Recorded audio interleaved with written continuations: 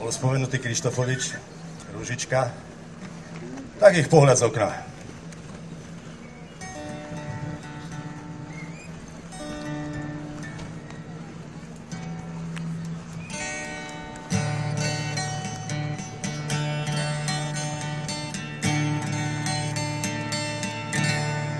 Keď sedím večer v okne a hľadím na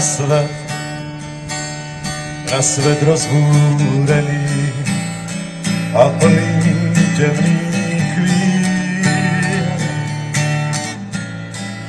Myslím stále na deň, ktorý zmení iste všetkých ľudí a rozžiari im tvár. Večer čo večer, keď z okna hľadím na svet, na ľudí dobrých, šťastných a spokojných, spánok padá na mňa, no ja len sedím, smutne hľadím z okna na svet zrúcaný.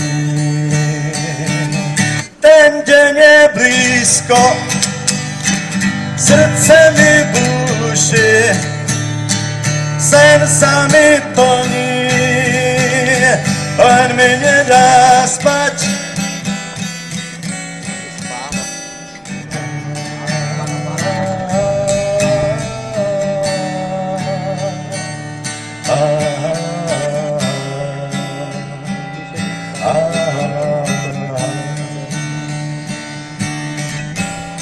Keď sedím večer v okne a hľadím na svet rozbúrený a plný temných chvíľ.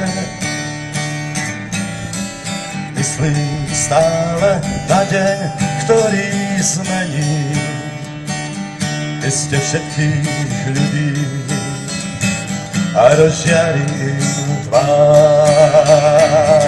Ten deň je blízko, srdce mi búši, sen sa mi plní,